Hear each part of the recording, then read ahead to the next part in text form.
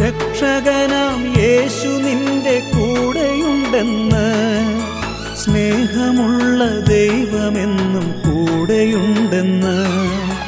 വഴിയരികിൽ പഥികനായി കാത്തുനിൽക്കും നാഥൻ, വഴിതെറ്റിയാൽ സ്നേഹമോടെ തേടിയെത്തും നാഥൻ.